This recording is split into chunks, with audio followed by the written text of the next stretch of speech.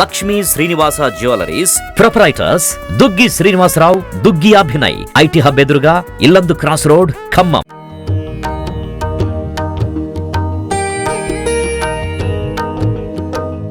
Hi, welcome to Suman TV Khammam. ఈరోజు మండపాలని చూపించే భాగంగా వినాయక నవరాత్రుల మండపాలలో ఈరోజు వరసిద్ధి వినాయకుడు అంటే బాల గణపతి సుబ్రహ్మణ్య స్వామి అనుకుంటూ ఇక్కడ మనకు ఒక దేవాలయం ఉంటుంది. ఇది చాలా ఫేమస్ దేవాలయం ఖమ్మంలో. ఇక్కడ సంకట చతుర్థి ఇతరితర కార్యక్రమాలు రెగ్యులర్గా క్రమం తప్పకుండా చాలా పద్ధతిగా, చాలా శాస్త్రయుక్తంగా, చాలా గొప్పగా నిర్వహిస్తుంటారు కార్యక్రమాలు. ఈ దేవస్థానం వారు ఏర్పాటు చేసిన ఈ నవరాత్రుల్లో భాగంగా ఇక్కడ వీళ్ళు సపరేట్గా ఒక వినాయకుడిని పెట్టడం అయితే జరిగింది. సో ఆ వినాయకుడిని మన సుమన్ టీవీ ఖమ్మం వారికి చూపించే ప్రయత్నంలో భాగంగా వీళ్ళు మనల్ని ఆహ్వానించడం అయితే జరిగింది. సో వీళ్ళతో ఒకసారి మాట్లాడించే ప్రయత్నం చేసి ఇక్కడ ఎలాంటి ఏర్పాట్లు చేస్తారు, ఎలాంటి జాగ్రత్తలు తీసుకుంటూ ఉంటారు, ఎలాంటి పద్ధతులను నిర్వహిస్తూ ఉంటారు. సో ఆల్రెడీ వినాయకుడికి సంబంధించిన గుడికి సంబంధించిన వారే దీన్ని నిర్వహించడం అనేది ఒక విశేషమైన కార్యక్రమం ఇది. సో ఆల్రెడీ ప్రస్తుతం అయితే పూజా కార్యక్రమాలు జరుగుతూ ఉన్నాయి. సో ఎప్పుడు ఒకరికొకరు పోటీ పడుకుంటూ విగ్రహాలు మేమిస్తాము, ప్రసాదాలు మేమిస్తాము, లేకుంటే ఇలా రకరకాల వంతుల వారీగా వేసుకుంటూ చాలా గొప్పగా నిర్వహించుకునే ఈ మండపాల కార్యక్రమం అయితే, సంస్కృతి అయితే మనకి చాలా ఎప్పటికప్పుడు పెరుక్కుంటూ పోయిందని అయితే చెప్పుకోవచ్చు. సో చూడొచ్చు, వినాయకుడు చాలా అందంగా, చాలా చక్కగా ఇప్పుడే పూజా కార్యక్రమాలు నిర్వహించుకొని అలా కొలువుదీరిన ఉన్నాడు. ఇక్కడ అయ్యగారు ఉన్నారు. అయ్యగారు ఆ గుడికి సంబంధించిన అయ్యగారే. సో అయ్యగారితో మాట్లాడిద్దాం, ఎలాంటి కార్యక్రమాలు నిర్వహిస్తుంటారు ఏంటి అనే విషయాన్ని. మీరు ఆల్రెడీ వినాయకుడి గుడిలో నిర్వహించే కార్యక్రమాలన్నింటినీ కూడా భక్తులతో ఎంతో అలరిస్తూ చాలా భక్తి శ్రద్ధలతో నిర్వహిస్తారని చెప్పేసి ఇక్కడ ఉండే భక్తులందరూ వస్తారు. ఎప్పుడు ఆ వినాయకుడి గుడి దగ్గర ఎప్పుడు పోటెత్తుతుంది. ఎస్పెషల్లీ సంకట చతుర్థి కార్యక్రమాలప్పుడు జరుగుతుంది. ఎన్నో అన్నదాన కార్యక్రమాలు నిర్వహిస్తూ ఉంటారు. వినాయక చవితి అంటే మీకు ఇంకా ఈ వినాయకుడి గుడి యొక్క వాళ్ళకి ఇంకా ప్రత్యేకమైన రోజు అనేది కూడా చెప్పుకోవచ్చు. సో ఈ రోజు వినాయకుడిని అయితే మీరు ఇక్కడ కొలువుదీరింది, ఎలాంటి విగ్రహం తీసుకొచ్చారు, ఎలాంటి కార్యక్రమాలు నిర్వహిస్తున్నారు చెప్పండి. చక్కగా జై బోలో గణేష్ మహారాజ్ కి జై. ప్రతి ఒక్కరికి కూడా తొలుత విఘ్నాలకు అధిపతి అయినటువంటి వాడు విఘ్నేశ్వరుడు. అన్ని కార్యాలకు కూడా ప్రతి ఒక్క కార్యక్రమం కూడా జయం కావాలి అంటే తొలుత విఘ్నాధిపతి విఘ్నేశ్వరుడే. కాబట్టి మనం ఇక్కడ ప్రతి 30 సంవత్సరాల నుంచి కూడా గణపతిని కొలుస్తూ వస్తూ ఉన్నాం. 30 సంవత్సరాలు పూర్తయిందండి. 30 సంవత్సరాలు పూర్తయింది.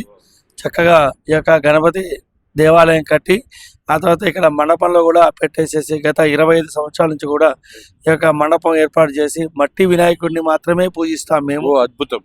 ఎటువంటి యొక్క లేకుండా పర్యావరణాన్ని కాపాడటం కోసమే మట్టి వినాయకుడిని మాత్రమే మాకు ఇప్పటి నుంచిగా గత 15-20 సంవత్సరాల నుంచి కూడా మేము కేవలం మట్టి గణపతిని మాత్రమే మా యొక్క చైర్మన్ గారు బాజిని వీరయ్య గారు మరియు వాళ్ళ తమ్ముడు గారు తిరుపతిరావు గారు ఆ మట్టి గణపతిని వెతికి ఎక్కడుందా మట్టి వినాయకుడు అని చెప్పి తీసుకొని రావడం జరుగుతుంది.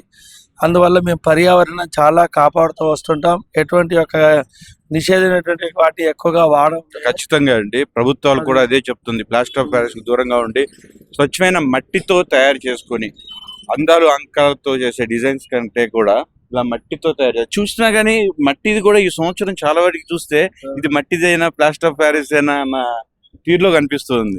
నేను యాక్చువల్గా మట్టిదే అని అంటున్నాను. మేము మట్టి విగ్రహాలను ఎక్కువగా ప్రోత్సహించాలనే భాగంగా మేము కార్యక్రమాలు ఇస్తూ ఉంటాము. చెప్పండి సార్. అందువల్ల మేము మట్టి విగ్రహాన్ని ఎక్కువగా కొలుస్తూ వస్తూ ఉంటాం. ఎటువంటి యొక్క ప్లాస్టిక్ కానీ అటువంటి యొక్క నిషేధించేసి అని చెప్పేసి ఈరోజు భాగంగా ఇందులో నవరాత్రోత్సవం చేస్తూ ఉంటాం. ప్రతి ఒక్క నవరాత్రోత్సవాల్లో భాగంగా మాలధారణ అనేది ఉంటుంది. అట్లాగే ఇప్పుడు వినాయకుడికి కూడా మాలధారణ కార్యక్రమాలు నిర్వహిస్తున్నారు. అది ఎంతమంది మాల ధరిస్తారు ఇక్కడికి వచ్చి గుళ్ళో ధరించి? అది ఎన్ని రోజులు ఎలాంటి నియమాలతో వాళ్ళు ఇక్కడ ఉంటారు? ఈ యొక్క మాలధారణ అనేది ప్రతి సంవత్సరం కూడా 9 రోజులు ఉంటుంది. నవరాత్రి అంటే 9 రాత్రులు. 10వ రోజున ఖచ్చితంగా ఈ యొక్క మాల విసర్జన అనేది ఉంటుంది. నిమజ్జనం చేసిన తర్వాత విసర్జన. నిమజ్జనం అయిన తర్వాత అంటే గణపతి వచ్చినప్పుడే మాల వేసుకుంటాం కాబట్టి గణపతి వెళ్ళిన తర్వాతనే మాల విసర్జన చెయ్యాలి. అదొక నియమం అనేది ఉంటుంది. ఈ యొక్క పిల్లలందరూ కూడా మాలలు అనేది ఉదయం పూట తీస్తున్నారు. ఉదయం తీయటం అనేది అది చాలా నిషేధమైనది. పొద్దున్నే చాలా మంది కొంతమంది యువకులు వాళ్ళు ఉత్సవాల కింద ఎలాల కింద అనే ప్రయత్నంలో ఏం చేస్తున్నారంటే మాలను పొద్దున్నే తీసేసి వాళ్ళు అలా చేస్తున్నారు. అవును, సో అది నిజంగా అలా చేయకూడదు. గణపతి మనకి ముందుగా వచ్చినప్పుడు ఎలా అయితే మాల వేసుకుంటున్నామో గణపతి వెళ్ళిన తర్వాతనే మాల విసర్జన చేయాలి. మనం గణపతిని చిందులు వేసుకుంటూ చక్కగా డాన్సులు వేసుకుంటూ తీసుకొస్తాము. అలాగే అదే చిందులు అదే డాన్సులు వేసి తన యొక్క తల్లి ఒడిలోకి ఎలా అయితే మనకి పార్వతీ పరమేశ్వరుల దగ్గర నుంచి ఎలా అయితే వస్తారో అలాగే గంగమ్మ తల్లి అలాగే ఈ విధంగా ఉండేటువంటి తన తల్లి ఒడిలోకి మరలా మనం చేర్చాలి అంటే కూడా అదే చిందులు అదే డాన్సులు. స్వామి నీవు పోయి మళ్ళీ తిరిగి వచ్చేంత వరకు కూడా మమ్మల్ని అందరినీ కూడా నీ తల్లిదండ్రుల యొక్క సమక్షంలో ఉండేటట్టుగా కాపాడయ్యా, మమ్మల్ని అందరినీ కూడా చల్లగా చూడు, చక్కగా పాడి పంటలు ప్రతి ఒక్కటి కూడా అన్నీ కూడా చల్లగా చూడు. ఈ యొక్క అన్ని కూరగాయల ధరలే కానీ ప్రతి ఒక్కటి కూడా వ్యాపారమే కానీ అందరూ కూడా వివాహం కాని వాళ్ళకి వివాహం కానీ చక్కగా గృహం లేనటువంటి వాళ్ళకి గృహం కానీ ప్రతి ఒక్క వివాహం సత్సంతానం అన్నీ కూడా చక్కగా అన్ని విఘ్నాలకు అధిపతి అయినటువంటి వాడు విఘ్నేశ్వరుడు కాబట్టి అన్ని యువతకి మనం చూడొచ్చు. వినాయకుడి పూజ చేసేటప్పుడు మెయిన్ విఘ్నాలు కలగకుండా ఉండడం కోసం విఘ్నాలకు సంబంధించి అక్షంతలు నిష్టమైన పూజలతో చేసుకొని ఆయన యొక్క అక్షంతల్ని శిరస్సు మీద ఉంచుకోవటం వల్ల ఎలాంటి అపనిందలు రావు అని చెప్పి చెప్తుంటారు. వాటి గురించి ఆ పూజ చేసుకునే దాని గురించి కొంచెం చెప్పండి. చక్కగా ఆ యొక్క అపనిందలు ఏమీ రాకుండా ఉండటం కోసం ఆనాటిలోనే శ్రీకృష్ణ పరమాత్ముడు చెప్పాడు.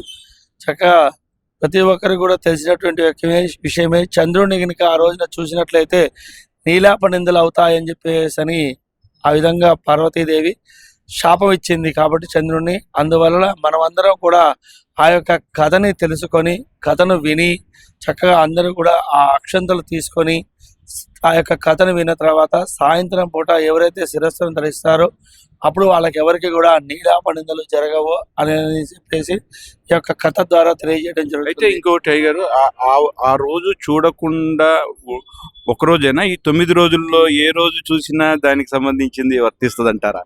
లేదండి, ఆ ఒక్కరోజు మాత్రమే ఉంటుంది. ఎందుకంటే ఆ రోజే జన్మించాడు కాబట్టి ఆ రోజే. అదే ఇందులో మీరు అడిగినట్టుగా చాలా ముఖ్యమైనటువంటి ఒక విషయం ఎవరికి తెలియకుండా ఒకటే ఒక విషయం ఏంటంటే ఈ రోజుల్లో పిల్లలందరికీ కూడా మీరు తెలియకుండా అందరికీ కూడా తెలిసే విషయాన్ని ఇది ఖచ్చితంగా నొక్కి వక్కాడిచ్చే విధంగా చెప్తున్నాను నేను. ప్రతి ఒక్కరికి కూడా తెలియాల్సినటువంటి ఒక విషయం ఏంటంటే గణపతి మాత్రమే ప్రతిరోజు కూడా ఉదయమైనా సాయంత్రమైనా తన యొక్క తల్లిదండ్రులకి పాదాలకు తన శిరస్సు వంచి పాదాభివందనం చేస్తాడట. చాలా విశేషం కాబట్టి పుట్టినరోజు నాడు ఎవరికైనా సరే తనకి ఇష్టమైనటువంటి పెడతాడు కాబట్టి ఆ రోజున కుడుములు ఉండ్రాలు అవన్నీ ఎక్కువగా తినడం చేత సాయంత్రం పూట కూడా మరలా వెళ్ళి పాదాభివందనం చేయడం కోసం తన వంగితే అంటే వంగటం కుదరక వంగినట్లయితే ఆ యొక్క వంగే విధానాన్ని చూచి చంద్రుడు పకపక నవ్వుతాడు. ఆ నవ్వటం వల్లనే చంద్రుడికి ఆ యొక్క శాపం వస్తుంది. దాన్నే నీలాపనిందలు అని చెప్పేసి అని పార్వతీదేవి ఇస్తుంది. ఇక్కడ ఈరోజు ఉండేటువంటి యువత అందరూ కూడా తెలుసుకోవాల్సిన విషయం ఏంటంటే పుట్టినరోజు నాడు ఖచ్చితంగా తల్లిదండ్రులకి పాదాభివందనం చెయ్యాలి. ఇది గణపతి ద్వారా సూపర్ అండి. నిజంగా ఆయన సుబ్రహ్మణ్య స్వామికేను వినాయకుడికి పోటీ పెట్టినప్పుడు మొత్తం చుట్టి రమ్మంటే తల్లిదండ్రుల చుట్టూ ప్రదర్శన చేయగానే అతను వాళ్ళని ఇది చేసుకున్నాడు. అది ఆ స్టోరీ మరి గుర్తు చేశారు. Thank you. ఇంకా చెప్పండి. లడ్డు మీ మండపం యొక్క గురించి మాట్లాడుకుందాము. మండపంలో చూస్తే చూడండి ఎన్ని కేజీల లడ్డు అండి? చాలా 11 కిలోల లడ్డు. ఓకే. చక్కగా గణపతి నవరాత్రుల భాగంగా 11 కిలోల లడ్డు ఎప్పుడు ప్రతి ఏటా పెడుతుంటాము. అంతకుమించి తగ్గదు, అంతకుమించి పోము. 11 కిలోల లడ్డు సుమారుగా లడ్డు వేలంపాట పెడతాము. ఇప్పటి వరకు మీ లడ్డు వేలంపాట ఎంత వరకు పోయిందండి? ఎంత హైయెస్ట్ అండి? సుమారుగా ఏటా పెడుతుంది. ఫస్ట్ లో 12,000, ఆ తర్వాత 15, తర్వాత 18, తర్వాత 20, తర్వాత 22, 25 అట్లా ఫస్ట్ లో ఉన్నప్పుడు ఎట్లా అంటే మీరు అడిగింది 98, 99, 2000 అప్పుడేమో 10, 12,000 అట్లా పోయేది. తర్వాత 2000, 2008 అట్లా ఆ టైంకి వచ్చేసరికి 20,000 అట్లా పోయేది. తర్వాత 22, 23 అట్లా అయ్యేటప్పటికి చక్కగా 30,000, 35,000 ఆ విధంగా అవుతుంది. 2022, 23 50,000 కాకపోయింది అంటారు. అట్లా 45,000 అయితే పోయిన సంవత్సరం లడ్డు కూడా చాలా సెంటిమెంట్ ఉంది ఈ గుడికి. ఎందుకంటే ఈ గుడి చాలా ఫేమస్. మన వినాయకుడి స్వామి గుడి బాల వినాయకుడు. సో ఈ వినాయకుడికి చాలా సెంటిమెంట్, ఆ లడ్డు కూడా చాలా సెంటిమెంట్. అది ఎలా పెరుగుకుండా 50,000 రూపాయల కంబంలో ఇంత ఇది వెళ్తుంది అంటే ఈ గుడి యొక్క విశేషం, దాని యొక్క సెంటిమెంట్ కూడా మనం తెలుసుకోవచ్చు. చాలా చక్కగా జరుగుతుంది. ఇదే విధంగా లడ్డు కూడా చక్కగా వాళ్ళు కూడా చెబుతాం ప్రతి చోట కూడా, ఎక్కడ మీరు ఏ విధంగా తయారు చేసినా సరే మా యొక్క గణపతికి పవిత్రమైనటువంటి యొక్క స్నానం చేసి చక్కగా లడ్డు అవన్నీ కూడా తయారు చేసి పంపించండి, వాళ్ళు కూడా నిష్టగా తయారు చేయండి అని 1-2 సార్లు నేనే వెళ్ళి వాళ్ళని చూసి, ఒక టవల్ కట్టుకున్నారు లేదా పంచ కట్టుకున్నారు, లుంగి కట్టుకున్నారు చూసి చక్కగా వాళ్ళని కూడా అదే విధంగా తయారు చేపించి తీసుకురావడం జరుగుతుంది. చాలా అది గొప్ప విషయం. ఎందుకంటే కమర్షియల్ గా చాలా మంది ఏదో లడ్డు చేసాం, ఆర్డర్ పెట్టేసాం, వాళ్ళు ఎట్లా చేస్తే ఏంటి, వ్యాపారం చేసుకున్నాడు. అది కొంచెం అది మీకు మనస్ఫూర్తిగా అనిపించేదాకా మీరు అన్ని దగ్గరుండి జాగ్రత్తగా చూసుకుంటున్నారు అనమాట. దగ్గర ఉండేసేసి చక్కగా లడ్డు తయారయ్యేంత వరకు ఉండి తీసుకొని చాలా చక్కగా మా యొక్క దేవాలయ కమిటీ చైర్మన్ గారు బాజిని వీరయ్య గారు, బాజిని తిరుపతిరావు గారు, అలాగే వాళ్ళ మేనమావ గారు ఉన్నారు దొంగల సత్యనారాయణ గారు అయితే బాగా బాధ్యత తీసుకుంటారు దీని గురించి. అసలు లడ్డు ఎటువంటి యొక్క కాంప్రమైజ్ అసలు వారు నెయ్యి చక్కగా వేయిస్తారు, చక్కగా జీడిపప్పు అలాంటివన్నీ కూడా వాళ్ళ మేనమావ గారు దొంగల సత్యనారాయణ గారు, కార్పొరేటర్ 7th డివిజన్ కార్పొరేటర్ గారు ఆయన గారు, ఆ విధంగా వాళ్ళందరూ చైర్మన్ గారు బాజిని వీరయ్య గారు, తిరుపతిరావు గారి సమక్షంలో, మా సమక్షంలో, ప్రతి ఒక్కరి సమక్షంలో ఎక్కువ నూనెను అస్సలు వాడనియ్యము, నెయ్యి మాత్రమే వాడే. దీపారాధన చేసేది మొత్తం నెయ్యితో. ప్రసాదం. ఈ యొక్క లడ్డు విశిష్టత ఎప్పుడు కూడా తరిగిపోకుండా మాకు అంటే వేరేలా అని కాదు, 15 రోజులకే కాదండి, మీరు 25 రోజులకే కానీ 30 రోజులకే కానీ లడ్డు అలా ఉంచినా సరే చెక్కు చెదరకుండా ఉంటుంది అనమాట. చెక్కు చెదరకుండా ఉండే విధంగా వారు పూర్తి బాధ్యత తీసుకొని, వారి మేనమామ గారు అయితే మిగతా వాళ్ళందరూ కూడా మేము దగ్గర ఉండి చక్కగా కళ్ళతో చూస్తూ వీక్షిస్తూ ఆ యొక్క లడ్డు ఎలా తయారు చేస్తారని చూసి అన్ని కూడా చక్కగా నెయ్యితోటే ఉండే విధంగా ఇది చూసిన తర్వాత 50 కాదు 1,00,000 పడిన ఆశ్చర్యం లేదేమో. అదే అందుకోసమని అంటే తిన్నటువంటి వాళ్ళు కూడా అదే విధంగా చెప్పారు, అయ్యగారు మాకు తెలియక మేము ఊరు వెళ్తే చాలా మంది కలిసి వస్తుంది చక్కగా లడ్డు కొన్నటువంటి వాళ్ళందరికీ కూడా. ఇదివరకు ఎవరంటే ఇతనే అనమాట, మన జియో కంపెనీలో చేసి అతను కొన్నాడు పోయిన సంవత్సరం. అంత ముందు సంవత్సరం కొన్న వ్యక్తికి ఏమో చక్కగా పాప కలిగింది. అంత ముందు కొన్న అంటే 2023 సంగతి చెప్తున్నారు. 23 సంగతిలో తనకి 2022లో తనకి వివాహం అయింది. 2023లో తనకి వివాహం అయిన తర్వాత మళ్ళీ లడ్డు వేలం పాట పాడాడు, తనకి సంతానం అందింది. తర్వాత 2024లో పోటీ పడుతుంటే వేరే వాళ్ళకి కావాలంటే అతను జియో కంపెనీలో చేస్తాడు, అతనికి ప్రమోషన్ వచ్చింది. ఇది 2025. ఇప్పుడు ఎవరెవరు లడ్డు వేలం పాట పాడతారు అనేది చూసారా. నేను చెప్పా కదా, ఎంత సెంటిమెంట్ ఉంటే కానీ ఈ వినాయకుడి దగ్గర అంతంత ఇదిగా ఉన్నాయి. నేను ముందే చెప్పాను, ఈ బాల వినాయకుడు ఏదైతే ఉందో ఇక్కడ ఈ గుడికి నిజంగా చాలా గొప్ప విశేషం ఉంది. అలాంటి అయ్యగారు ఇక్కడ చాలా భక్తి శ్రద్ధలతో నిర్మించిన మండపం ఇది.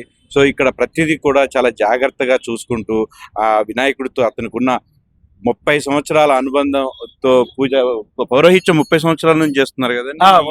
ఇదే 96 నుంచి ఒకటే అయ్యగారు 96 నుంచి 30 ఏళ్ళుగా ఇక్కడ ఈ గుడికి సేవలు చేస్తూ ఉన్నారు.